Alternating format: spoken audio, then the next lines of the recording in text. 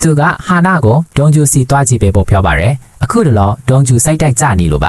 ါဒါပေမဲ့ဟာနာရောက်သွားတဲ့အခါမှာတော့ဒုံကျူကမန်စစ်နဲ့တက်ပုတ်နေတာကြောင့်ထင်တယ်လို့ဝမ်းနေမနေတာကိုတွေ့လိုက်ရပါတယ်နောက်တနေ့ထမင်းလက်ဆောင်စားကြတဲ့အခါသူ့ဖင်ကိုတိုက်ပြေးသွားတဲ့ကားအမှုအကြောင်းဒုံကျူကမန်စစ်ကိုမေးမြန်းပါတယ်ဒါပေမဲ့မန်စစ်ကတော့အတိတ်ပဲမရှိတာတွေရှောက်လွတ်ထိုးပဲတားပါတယ်သူတို့ထမင်းစားနေတော့မှပဲတိုက်ပြေးမှုရဲ့တန်တရားရှိသူထက်ဒုံကျူရဲ့ဝမ်းကွမ်းကြီးဂုံယူပုံကသတင်းထဲမှာထပ်ပေါ်လာပါတယ်ဒုံကျူကသူ့အတော်ရဲ့ဆိုင်ကိုပြန်သွားပြီးအတော်ဖြစ်သူကိုတောင်းပန်ပါတယ်အမှန်ကအားလုံးကိုသေချာစုံစမ်းပြီးမှအတော်ကိုပြောပြချင်ခဲ့တာပ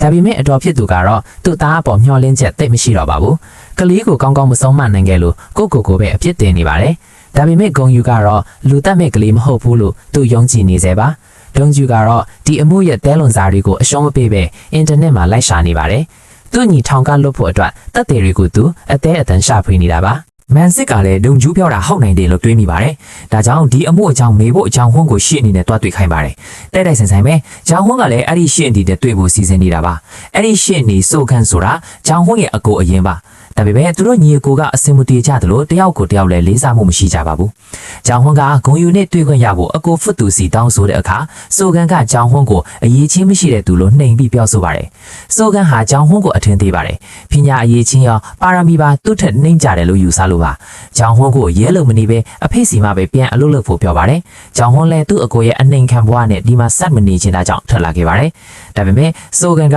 ဂျောင်ဟွန်းဒီအမှုကိုဘာလို့စုံစမ်းချင်နေတာလဲဆိုတာသိချင်တာကြောင့်သူ့နောက်ကိုလူလွတ်ပြီးစောင့်ကြည့်ခိုင်းလိုက်ပါတယ်။ဒုံကျူးကဂုံယူစီသွားတွေ့ပါတယ်။ဒုံကျူးကရဲကိုအမှန်အတိုင်းထွက်ဆိုဖို့နဲ့သူဘာမှမမားကြောင်းပဲပြောဖို့အကြံပေးပါတယ်။အဲ့ဒါဆိုရင်သူ့ကိုကယ်ထုတ်ဖို့ဒုံကျူးအစွမ်းကုန်စ조사ပေးမယ်လို့ကတိပေးပါတယ်။ဒါပေမဲ့ဂုံယူမှာကိုပိုင်အစည်းအစိမ်တစ်ခုခုရှိနေပုံရပါတယ်။သူကထောင်မှုစီသွားပြီးသူ့ရဲ့ရှေ့အနေနဲ့ဘယ်တော့တွေ့ရမလဲလို့မေးမြန်းနေခဲ့ပါတယ်။နေ့လယ်ပိုင်းမှာဒုံကျူးကကားဟောင်းဝင်းနေတဲ့လိုက်စုံစမ်းနေတော့မန်စစ်ရောက်လာပြီးကားကိုမနှက်ဖြန်ညမှာပြန်ပေးမယ်ဆိုပြီးဘာလို့နေရတကာရှောက်မောင်းနေတာလဲလို့မေးပါတယ်။မန်စစ်ကစင်းရဲပါတယ်ဆိုမှဒုံကျူးကသူ့ကားကိုယူပြီးကားဟောင်းဝင်းတွေအနက်လက်ပတ်နေတာပါ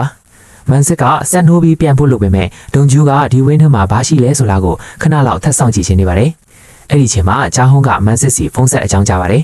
မန်စစ်ရဲ့မနာပြတ်သွားပုံရတင်းမာတဲ့သတင်းတစ်ခုခုဖြစ်ဟန်တူပါတယ်ထောင်ထဲမှာဒုံကျူးရဲ့ဝမ်းကွဲကြီးကိုအဆုံးစီရင်သွားပါပြီဒါကဒုံကျူးကိုအကြီးကျယ်စိတ်ထက်ကျသွားစေပါတယ်ဂျာဟွန်းမှာတော့ဒီကိစ္စမှာသူ့အကိုပါဝင်ပတ်သက်နေမလားလို့တန်တရားဝင်နေပါတယ်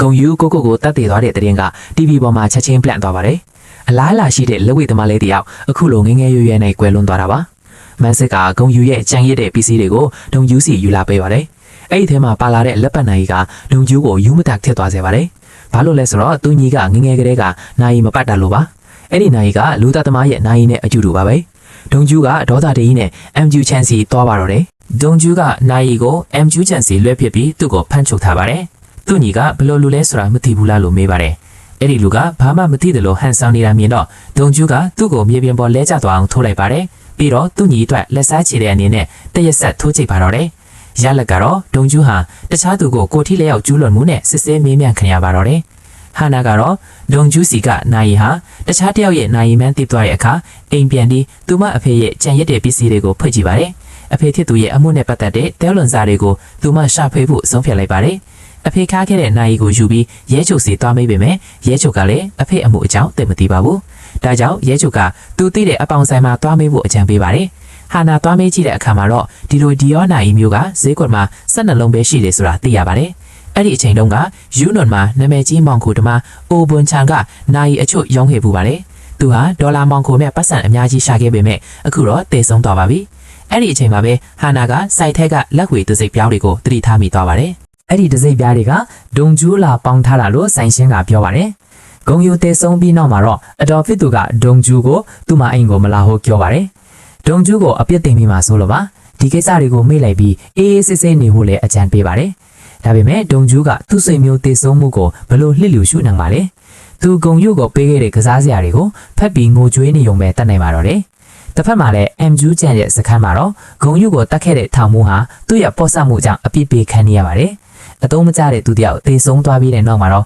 ရဲစခန်းမှာနောက်ထပ်လူတယောက်နဲ့အစားထိုးပြီးအရင်လူရဲ့အရာတို့ကိုယူလိုက်ပါတယ်။ MQ ကျန်ကနောက်ထပ်ရဲတယောက်ကိုအင်ဆောင်ရဲဌာနချုပ်မှာတလူအဖြစ်လုပ်ဖို့တာဝန်ပေးလိုက်ပါတယ်။ဒုံကျူးကတော့အဆောင်ကန်ရောက်တဲ့အခါသူ့ညီကခက်ခဲလေအတိတ်ကအဖြစ်အပျက်တွေကိုပြန်တွေးပြီးနောင်တရနေပါတယ်။ ချန်ပီယံပွဲတုန်းကဂုံယူအပေါ်အရင်တင်းကျပ်ခဲ့မိတဲ့အတွက်စိတ်ထဲကနေတောင်းပန်နေမိပါတယ်နောက်တနေ့ဟာနာနိုလာတော့အဖြစ်မှာအင်ဂျင်မီပွဲစားတွေအတင်းပြုတ်နေတာကိုကြားရပါတယ်။သူမရဲ့အိမ်ကတိုက်ခန်းမြင့်တဲ့ဆောင်မဲ့နေရာကောင်းတစ်ခုထင်နေလို့ပါ။အဲ့ဒီချိန်မှာမန်စစ်ကဟာနာစီဖုံးဆက်ပြီးရုံးကိုအမြန်လာဖို့ပြောပါတယ်။သူမတီးတဲ့သူတယောက်ကလင်မယားကွာရှင်းမှုအာမခံလာရောက်နေလို့ပါ။ဟာနာရောက်သွားတဲ့အခါအဲ့ဒါကသူမရဲ့အမေထင်နေပါတယ်။ကုမ္ပဏီကအတင်းခိုင်းလို့လာကြော်ညာတာပါ။ဟာနာအမေကသူမစီမှာအကျွေးတွေအကြောင်းလာညီးသွားပြီပဲဟာနာကဂရုမစိုက်ပဲဒီကိုနောက်ခါမလာဖို့ပြောပါတယ်။လွန်ခဲ့တဲ့နှစ်တွေကဟာနာတင်နပြပြိုင်ပွဲတော့ပြိုင်တုန်းကလည်းသူမအမေရဲ့စကားတွေကြောင့်အာယုံမဆိုင်နိုင်ပဲအရေးကြီးဆုံးအချိန်မှာရှုံးလင်းခဲ့ရမှုပါတယ်။အဲ့ဒီတုန်းကသူမဟာအယမ်းစိတ်ဖိစီးပြီးအမေထစ်သူကြောင်ညာရှင်တွေရှာနေတဲ့ရှိမှတင်စပင်ကိုဖျက်ခါပေးခဲ့တာပါ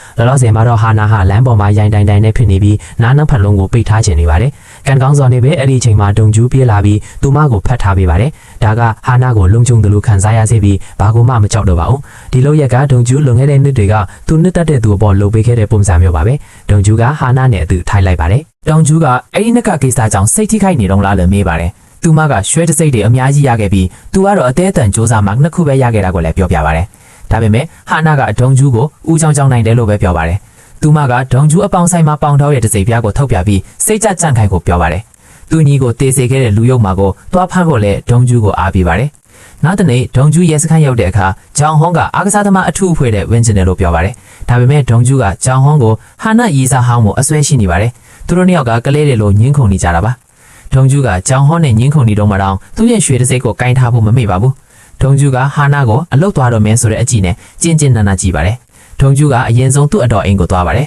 ။အဲ့ဒီနောက်အကောက်ခွန်စောင့်ကြည့်ရဲ့ယုံကိုသွားဖို့ဆုံးဖြတ်ပါတယ်။ဒါပေမဲ့ရဲတွေကရန်ဖြစ်မှာဆိုလို့ဒုံကျူးကိုတားကြပါတယ်။ရဲနှစ်ယောက်အာယုံထွက်နေတော့ဒုံကျူးကအန်ဖျူချန်ကိုတော်ထွေးပါတယ်။အကောက်ခွန်ချုပ်ကဒုံကျူးကိုအရင်ခိုင်းတွေ့ဖို့ပြောပါတယ်။ဒုံကျူးကတော့ဒီမုန်းစရာကောင်းတဲ့မျက်နှာကိုမြင်တိုင်းထိုးချင်စီတွေပေါင်နေပါတယ်။ဒုံကျူးကသူစုဆောင်ထားတဲ့စာရွက်စာတမ်းတွေကိုအန်ဖျူချန်ရဲ့စပွဲပေါ်တင်ပေးပြီးမြင်သူကဂီယူမဆိုင်ပဲဒုံကျူးကိုရက်တန်းကရပ်ဖို့ပြောပါတယ်။ဒုံကျူးကလှည့်ကြည့်ပြီးမင်းမအဖြစ်ရှိတယ်လို့မခံစားရဘူးလားလို့မေးပါတယ်။အဲ့ဒီနောက်အကောက်ခွန်ယုံကဖန်သားပြင်ကြီးကိုလက်သီးနဲ့ထိုးခွဲလိုက်ပါတယ်။အဲ့ဒီအချိန်မှာဒုံကျူးကသူဟာအာရှချန်ပီယံဖြစ်ခဲ့ကြောင်းနိုင်ငံလက်ရွေးစင်လက်ဝှေ့ရွှေတစိတ်ရှင်ဖြစ်ကြောင်းစတင်ပြောဆိုပါတယ်။သူ့ရဲ့ကြိုးဝိုင်းနဲ့တက်လာတဲ့သူမှန်သမျှအရှုံးပေးရမယ်လို့ပြောပါတယ်။အဖွဲ့ကိုပြန်ရောက်တဲ့အခါမှာတော့အကောက်ခွန်ယုံကဖန်သားပြင်ပြင်က33တန်းကျတဲ့ဘီယိုကိုဒုံကျူးလက်ခံရရှိပါတယ်။ဂျောင်ဟွန်းကအဲ့ဒါကနှစ်ထပ်ဖန်သားပြင်မှုဈေးကြီးတာလို့ပြောပါတယ်။ဒုံကျူးကဂျောင်ဟွန်းတို့မိသားစုကမှန်ရောင်းတာလားလို့မေးတဲ့အခါမှာတော့မထင်မှတ်ပဲဂျောင်ဟွန်းကမှန်အယောင်းဆိုင်ပိုင်ရှင်ရဲ့တားခင်နေပါတယ်။ဒီကိစ္စကြောင့်အမ်ဂျူဂျန်လည်းအထက်လူကြီးရဲ့အဆူခံရပါတယ်။အမ်ဂျူဂျန်ကအခုလိုအပြောခံရတာကိုမကြိုက်ပေမဲ့အောင်အီးတီးခံနေပါတယ်။အမ်ဂျူဂျန်ကလုံခြုံရေးမှုကိုဒီတစ်ခါတော့ဒုံကျူးကိုလွှတ်ပေးလိုက်ဖို့ပြောပါတယ်။အဲ့ဒါကိုကြာတော့အထက်လူကြီးကသဘောကျပြီးရဲမောပါတယ်။နီးလေစားစားတဲ့အခါဒုံကျူးကဂျောင်ဟွန်းထိုင်တဲ့နေရာမှာသွားထိုင်ပါတယ်။ပြီးခဲ့တဲ့တစ်ခေါက်တရုတ်တန်းကအမှုမှာတဲလွန်စာရပြီလားလို့မန်စစ်ကိုမေးပါတယ်။ဂျောင်ဟွန်းကရောတရခန်ဖန်းတုံးကတရုတ်လူမျိုးတွေရဲ့ကားနံပါတ်ကိုပဲမှတ်မိတယ်လို့ပြောပါတယ်။သူကလမ်းကြောင်းနဲ့ကားအချက်လက်တွေကိုရှာဖို့ရန်ထိန်အဖွဲ့ကိုအကူအညီတောင်းထားပါတယ်။အဲ့ဒီနောက်မန်စစ်ကအဲ့ဒီတရုတ်လူမျိုးတွေကိုစုံစမ်းဖို့အဖွဲ့ခွဲလိုက်ပါတယ်။ဂျေဟွန်းနဲ့ဒုံကျူးကတစ်ဖွဲ့ဟာနာနဲ့ဂျောင်ဟွန်းကတစ်ဖွဲ့ပါ။ဒုံကျူးကဒီစီဇန်မှုကိုသဘောမတူပါဘူး။ဒါကြောင့်ကားစီရောက်တဲ့အခါဟာနာနေရာကိုသူ့ဝင်ယူလိုက်ပါတယ်။ဒုံကျူးကပညာပိုသင်ခြင်းလို့ဂျောင်ဟွန်းနောက်လိုက်မယ်လို့ပြောပါတယ်။ဟာနာကိုမောင်းထုတ်ပြီးနောက်ဂျောင်ဟွန်းကိုချွဲပြနေရကြောင်းဂျောင်ဟွန်းကရွမ်းရှာသွားပါတယ်။ဂျောင်ဟွန်းကချစ်စရာကောင်းအောင်လောက်မလုပ်ဖို့ဒုံကျူးကိုပြောပါတယ်။အဲ့ဒီနောက်အဖွဲ့သားတွေဟာကရုတ်လူမျိုးတွေကိုလိုက်စုံစမ်းပေးမယ်နေရာတိုင်းမှာအပယ်ခံရပါတယ်။တမန်တလုံးဘာတဲလွန်စာမှမရတာကြောင့်အိမ်ပြန်ပြီးနားလိုက်ကြပါတယ်။ဂျောင်ဟွန်းမှာချင်းဆူမှုရှိနေတာကြောင့်ဒုံကျူးကိုကားပေါ်ကနေချစ်ချင်းဆင်ခိုင်းပါတယ်။ညနေပိုင်းမှာမန်စစ်ကတရုတ်လူမျိုးတွေရဲ့ကားကြောင်စုံစမ်းချင်တာကြောင့်အပေါင်းဆိုင်ရှင်စီသွားပါတယ်။လက်ထိုးဖို့တော့တောက်ဆရာလေးတွေလည်းယူသွားဖို့မမေ့ပါဘူး။မန်စစ်မေးကြည့်တော့လက်ရှိမှောင်ခိုလောကမှာဝန်ရှားကဆရာကြီးဖြစ်နေပေမဲ့တခြားဖွဲ့တစ်ခုကသူစီဝါရေးကိုလာနှောက်ယှက်နေကြောင်းသိရပါတယ်။မန်စစ်ကထပ်မေးပေမဲ့ဆိုင်ရှင်ကမသိဘူးလို့ပဲပြောပါတယ်။မန်စစ်ကဒီနာရီကိုမြင်ဘူးလားလို့ထပ်မေးတဲ့အခါမနေ့ကပဲမင်းကလေးချင်းအောင်လာမေးသွားတယ်လို့ဆိုပါတယ်။တစ်ဖက်မှာလည်းဟာနာကရဲချုပ်စီမှာသူမဖေရဲ့အမှုအကြောင်းမေးနေပါတယ်။အဖေဖြစ်သူကရုရှားမာဖီးယားအမှုတစ်ခုကိုစုံစမ်းခဲ့မှန်သူမသိသွားပါတယ်။ရဲချုပ်ကဟာနာကိုသူမဖေရဲ့ကိုကြီးမြတ်တန်းကိုပေးပါတယ်။အဖေဖြစ်သူကတနက်တန်ရလည်းတည်ဆုံးခဲ့တာလို့ပြောပါတယ်။အဲဒီနောက်ပိုင်းမှာမာဖီးယားတွေကိုစုံစမ်းတာရက်ဆိုင်သွားခဲ့ပြီးအဖေအမှုကလည်းမပေါ်ခဲ့ပါဘူး။ဒီဘက်မှာတော့ဂျောင်ဟွန်းကတရုတ်ကနေမှောင်ခိုသွင်းတဲ့ကောင်းနောက်ကိုလိုက်ရင်တန်တရားရှိသူတယောက်ကိုတွေ့ပါတယ်။သူလိုက်ဖမ်းဖို့လုပ်ပေမဲ့နောက်ကျသွားပါတယ်။ဂျောင်ဟွန်းကကားရက်သွားတဲ့နေရာမှာတခွားမွေးစေးတွေနဲ့စီဂရက်တို့တွေပြန့်ကျဲနေတာကိုပဲတွေ့ရပါတယ်။တစုံတစ်ယောက်ကသူ့ကိုဒီမှာရည်ရွယ်ချက်ရှိရှိစောင့်နေတယ်လို့ပါပဲ။နောက်တနေ့ရုံးမှာလူစုံတဲ့အခါတရုတ်အဖွဲ့ရဲ့တဲလွန်စာရပြီလို့သတင်းရပေမဲ့ဒုံကျူးကရှိမနေပါဘူး။မန်စစ်ကဖုန်းတွေအထက်ထပ်ဆက်ပေမဲ့ဒုံကျူးကမနှိုးပါဘူး။ မန်စစ်ကအမ်ဂျူးကျန်ရဲ့နာမည်ကိုပြောလိုက်မှဒုံကျူးကချက်ချင်းနိုးလာပါတယ်။အဲဒီနောက်သူတို့နှစ်ယောက်ဟာဝန်ရှားနောက်ကိုလိုက်ပြီးအီဂဲလ်စပင်းညက်ဆိုင်ကိုရောက်သွားပါတယ်။စပင်းညက်ပေးတဲ့လက်ပါစေးကဝန်ရှားရဲ့စပင်းကိုအများကြီးဖျက်မိသွားလို့ဝန်ရှားကနာကျင်လို့အော်ဟစ်နေပါတယ်။ဒါပေမဲ့သူလှည့်ကြည့်လိုက်တဲ့အခါသူသိတဲ့လူကိုတွေ့လိုက်ရပါတယ်။မန်စစ်ကမင်းဆရာရှိတယ်လို့ပြောလိုက်တာနဲ့ဝန်ရှားကချက်ချင်းထွက်ပြေးပါတော့တယ်။လမ်းပေါ်မှာစပ်ပြပူပေါင်းတွေကြားထဲမှာဝန်ရှားဟာမင်းသားနှစ်ပိုင်းရဲ့လိုက်ဖမ်းခြင်းကိုခံနေရတဲ့မင်းသမီးလေးတစ်ပါးလိုဖြစ်နေပါတယ်။ခဏအကြာမှာတော့မန်စစ်နဲ့ဒုံကျူးတို့ဝန်ရှားကိုဖမ်းမိသွားပါတယ်။ဒုံကျူးကရွှေယုံကိုင်းရဲ့အတွက်ကားတွေမောင်းခိုသွင်းပေးတာလားလို့မေးတဲ့အခါသူကဘာမှမသိသလိုဟန်ဆောင်နေပါတော့တယ်